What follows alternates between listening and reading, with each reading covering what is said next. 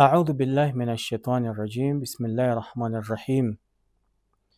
الحمد لله رب العالمين، والصلاة والسلام على أشرف الأنبياء والمرسلين. رب اشرح لي صدري ويسر لي أمري واحلل عقدة من لساني يفقه قولي. أما بعد.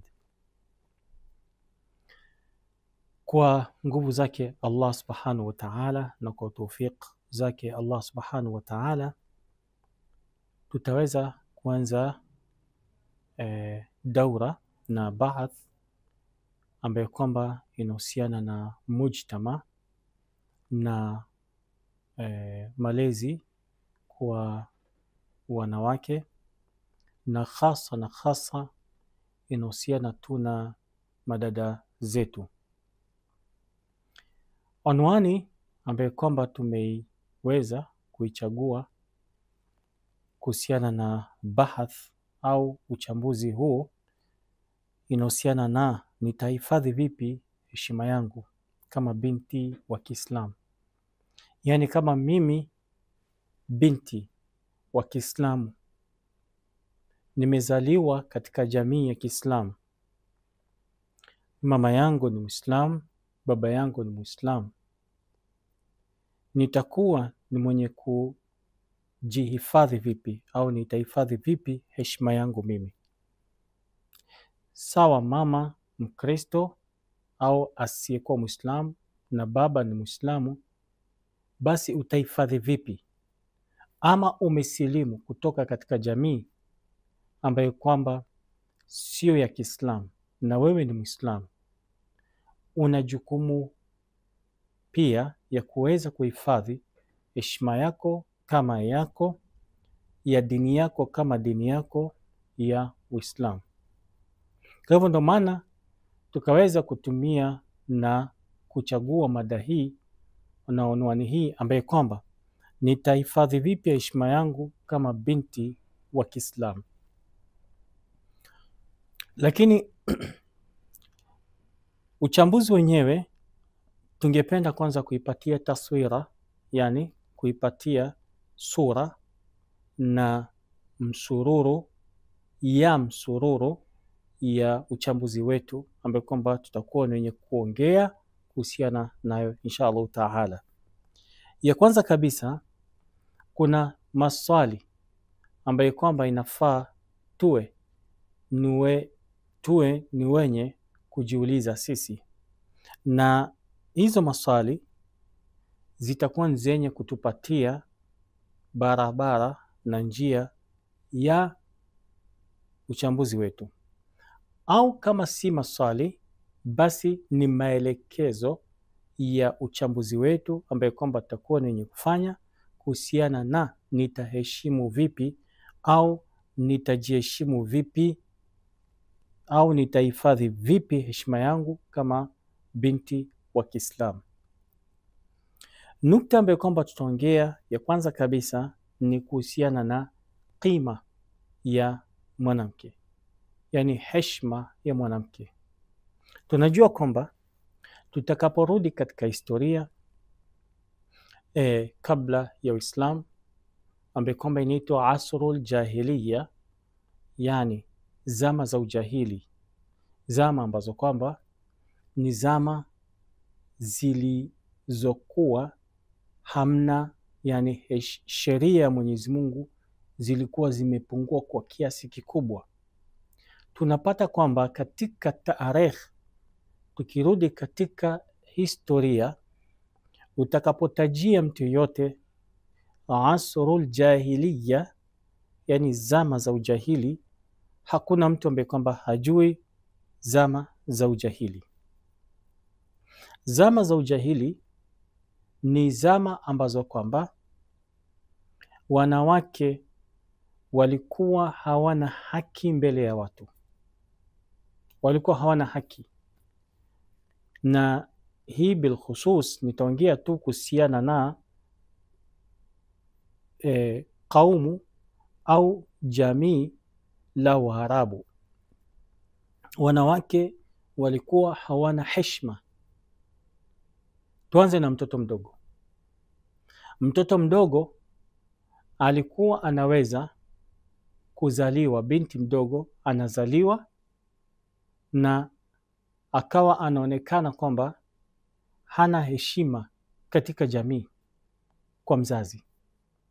Yaani mzazi alikuwa na uwezo wa kuua binti wake na ya kummaliza binti yake, sababu tu ni kwamba huyo binti atanikosesha heshima yangu mimi. Kwa hivyo binti kama binti alikuwa hana heshima. Binti kama binti alikuwa hana thamani katika jamii, katika asrul jahiliya. Walikuwa wamefika katika kiasi ambacho kwamba waliweza kuua au waliweza kuzika watoto wadogo wakiwa hai, yaani mabinti wadogo wakiwa bado wako hai. Nataka tujiulize swali, hao ambao kwamba walizikwa wakiwa wadogo, nani ambaye kwamba atakuwa ni mwenye kuwatafutia haki yao? Maana saizi katika katiba ya kila nchi, ikiwa utamuua mtu mdogo hadi umri wa utu uzima, katika katiba ya nchi lazima huyo mtu ambaye kwamba uliyemuua, kando na kwamba yeye ni mdogo, mtu mzima, nani yuko na haki yake. Sasa hao ambao kwamba waliouliwa, nani ambaye kwamba atawatafutia haki yao? Bali ambaye kwamba atakaye watafutia haki yao ni Uislamu, ndiye ambaye kwamba itawatafutia. Kivipi? Kwamba tukane maswala ya kuwadhalilisha watoto ambao kwamba wanazaliwa wakiwa ni mabinti. Watoto wa kisichana wana heshima katika Uislamu, na Uislamu imewapatia kipao mbele na imewapatia heshima zote. Na ndio maana tunapata katika Uislamu kumpatia heshima mwanamke ni kwamba yeye ndiye ambaye kwamba anasoma sigha. Mwanamume kazi yake ni kusema qabiltu, yani katika ndoa mwanamume ndiye ambaye kwamba anasema qabiltu, mwanamke anasema nimekuozesha mwili wangu, nimekuozesha wewe nafsi yangu. Mwanamume kazi yake ni kusema tu qabiltu, yani nimekubali. Kwa hivyo ndio maana Uislamu ikamwokoa huyu binti mdogo ambaye kwamba anazikwa akiwa yuko hai. Hiyo ni ya kwanza. Ya pili, wanawake walikuwa ni kama mirathi, walikuwa wanaweza kurithiwa, yaani walikuwa ni kama asset, ni kama mali. Kama vile unaweza rithi kondoo, mbuzi, basi pia wanawake walikuwa wanaweza kurithiwa. Na sio maajabu pia katika zama hizi zetu kuna kitu ambacho kwamba kinaendelea sawa na hiyo, ambapo kwamba zama hizo za kijahilia Waarabu walikuwa wanafanya hivyo. Mwanamke alikuwa anaweza rithiwa tu hivyo hivyo tu,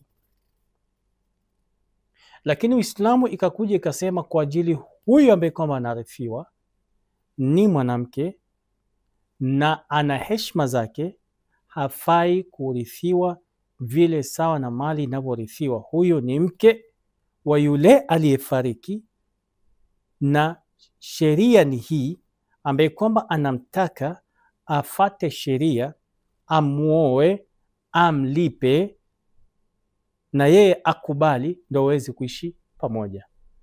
Sio kuishi kama vile wanyama wanavyoishi. Na ndio maana Uislamu ikaweka system ya ndoa. Ndoa ilikata urithi wa wanawake. Ukitaka mwanamke ni kwamba wewe umwende kama ni mtu mzima, kama ni binti ambaye kwamba anaishi kwao, uende kwa wazazi wake, uoe kwa wazazi wake, uoe watu wakiwa wanaona binti amekubali, ndo awe ni mwenye kuja kwake na ridhaa zake, si kulazimishana. Na hiyo ndo heshima ya Uislamu, na hiyo ndo heshima ya kumheshimu mwanamke.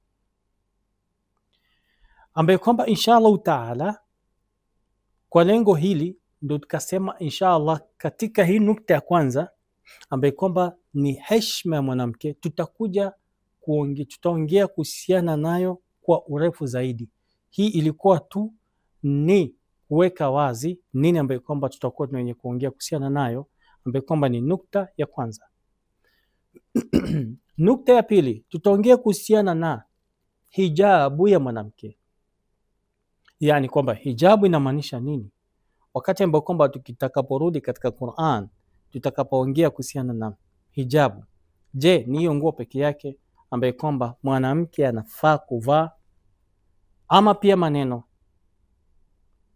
tutabainisha ni vitu vipi ambavyo kwamba vinamaanisha hijabu, yani hijabu inamaanisha nini wakati ambao kwamba tunatumia hijabu kisheria, inakuwa ni yenye kuamaanisha nini, na sio hijabu tu tutakuwa ni yenye kuongea kuhusiana nayo, bali umuhimu pia wa hijabu kwa mwanamke. Maana tutakaporudi katika zama zetu hizi tunaona hijabu imeshushwa,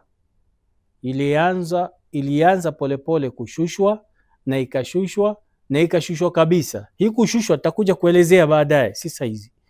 Na ikashushwa kabisa mpaka sasa kila mtu akaona ni kawaida kushushwa, na kila mtu sasa akaona huyu ameshusha, wa kwanza, wa pili, wa tatu. Kwa hivyo Uislamu ndio hivi.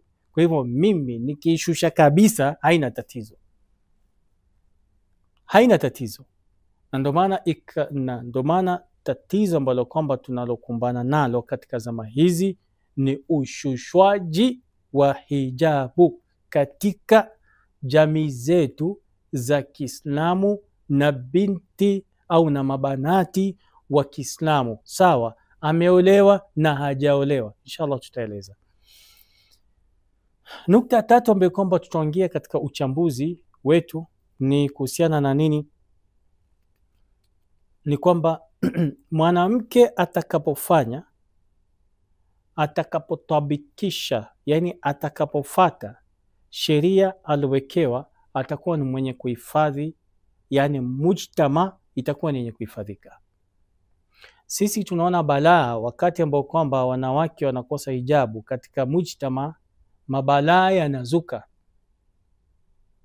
Wanawake watakapokosa kuvaa hijabu katika jamii zetu, watakapokosa kujistiri katika lugha ya Kiswahili katika jamii zetu, na hapo ndo mwanzo wa mabalaa kuanza kuchumwa. Nataka nieleza na niweke wazi, maana kuna mtu ambaye kwamba anaitwa Abdallah. Siamaanishi wewe Abdallah, siamaanishi nani, ama tuachane na hiyo jina Abdallah, maana pengine unanisikiza jina lako ni Abdallah. Tuchukue jina lingine ambaye kwamba si jina la Abdallah. Tuchukue jina la ndugu ambaye kwamba anaitwa mwana au bwana Heri. Samahani kama wewe utakuwa unaitwa bwana Heri.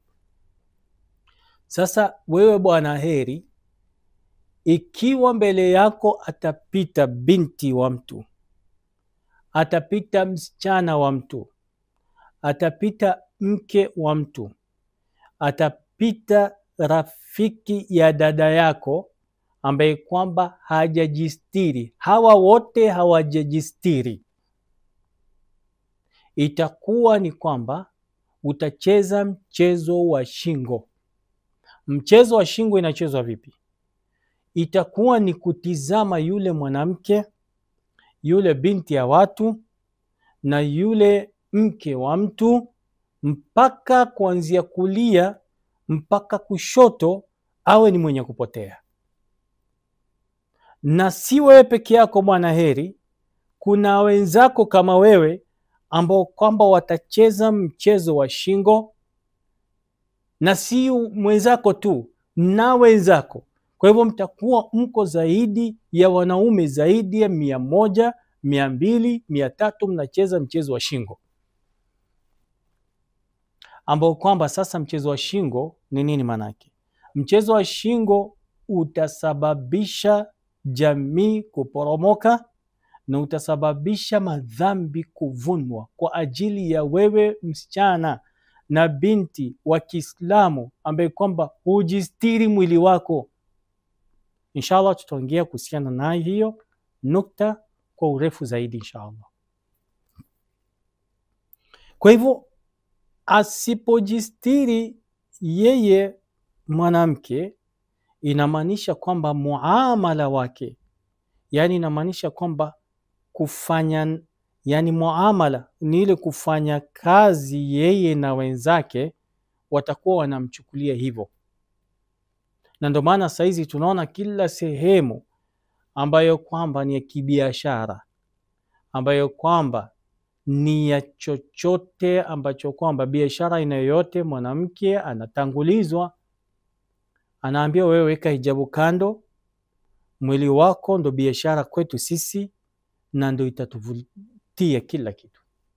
Sasa utaona mwanamke kama mwanamke anawekwa mbele kama ni mapicha, ili watu wavutiwe, ili watu wanunue, ili watu waingie, ili watu wakutane, ili watu wajumuike kwa ajili tu ya picha yako wewe msichana.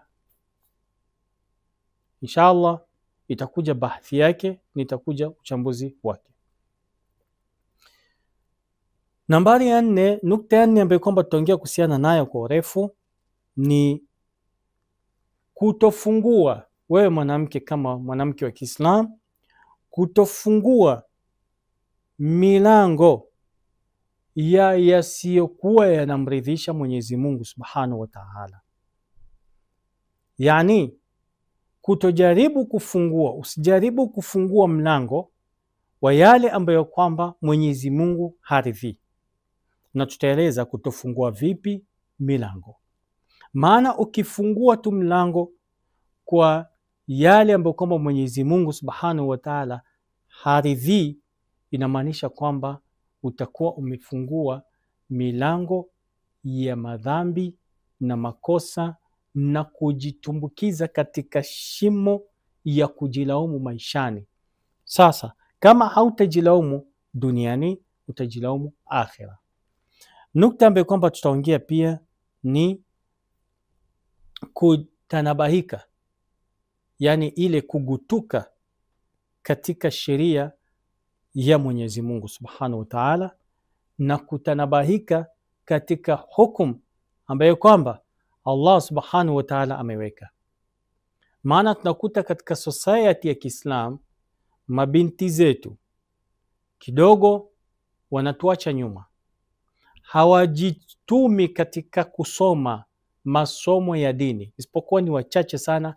Na hongereni wale ambao kwamba mabinti ambao kwamba wanaofuatilia sheria za Mwenyezi Mungu Subhanahu wa Ta'ala, wanafata masomo ambayo kwamba Mwenyezi Mungu ametupa na sheria ambayo kwamba Mwenyezi Mungu ametupa.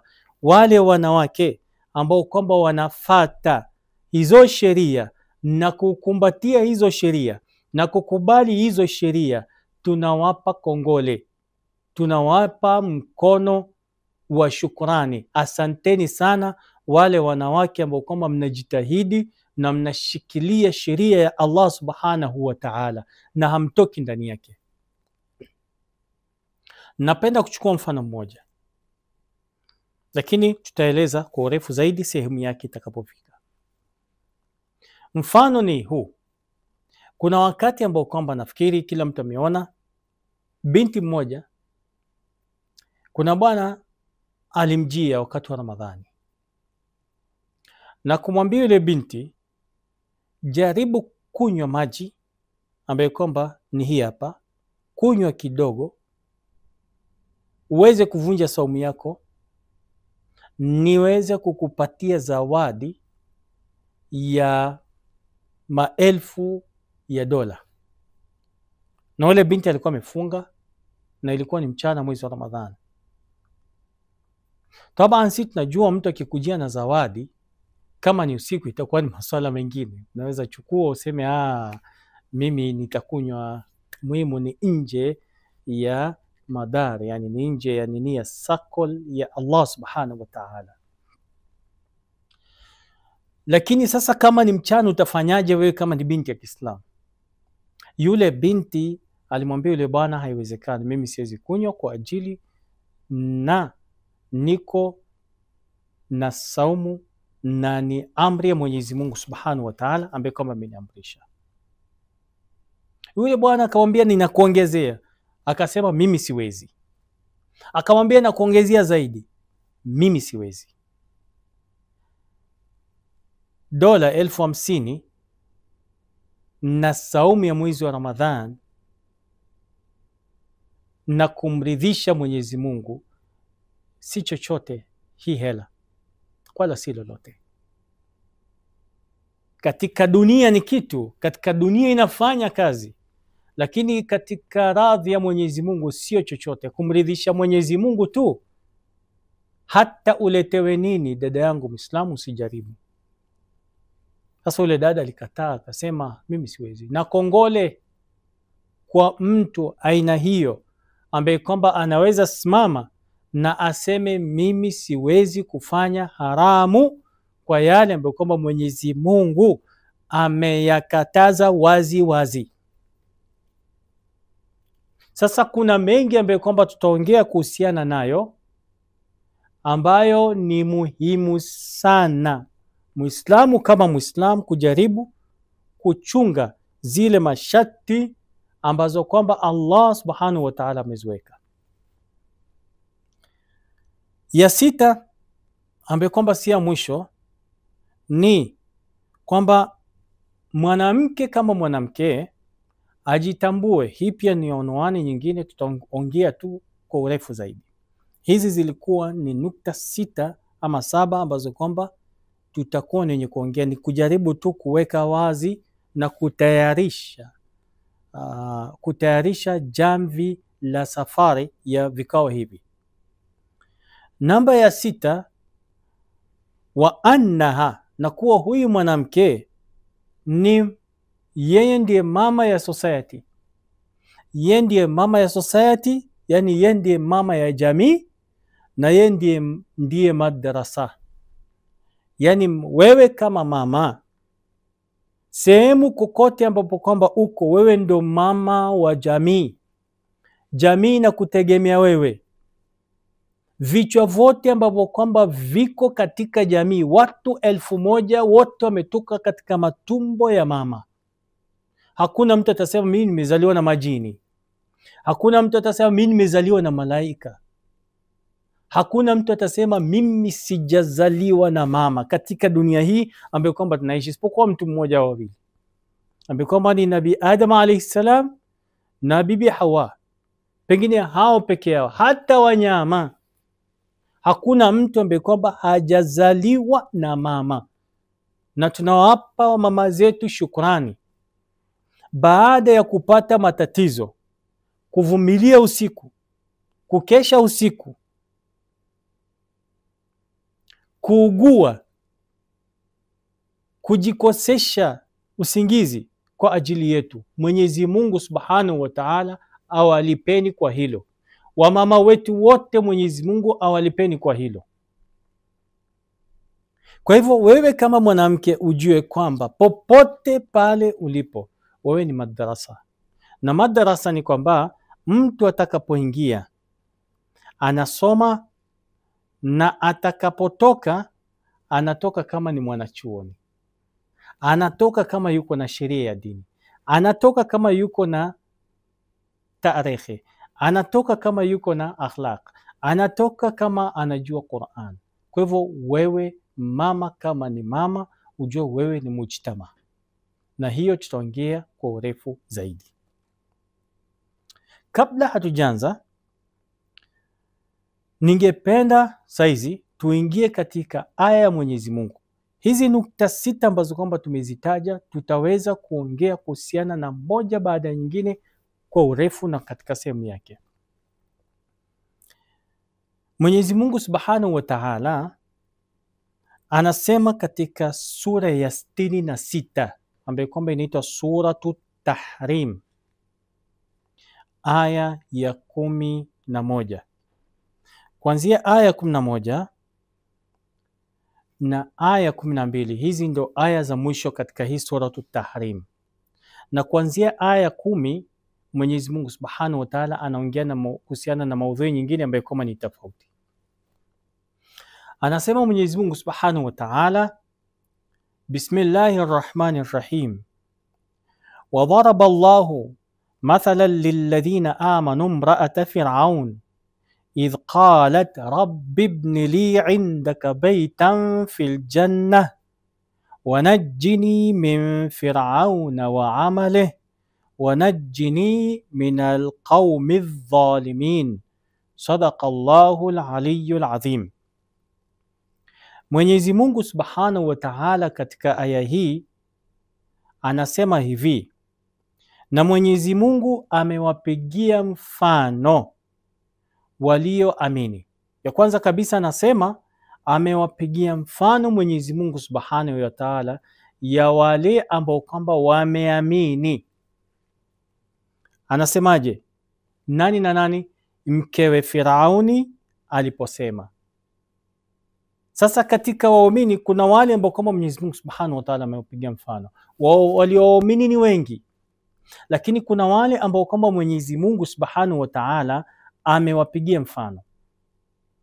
Katika waumini ni nani? Wale walioamini ni huyu mwanamke ambaye kwamba anaitwa Asi, ambaye kwamba anaitwa nani? Anaitwa Asiya. Anasema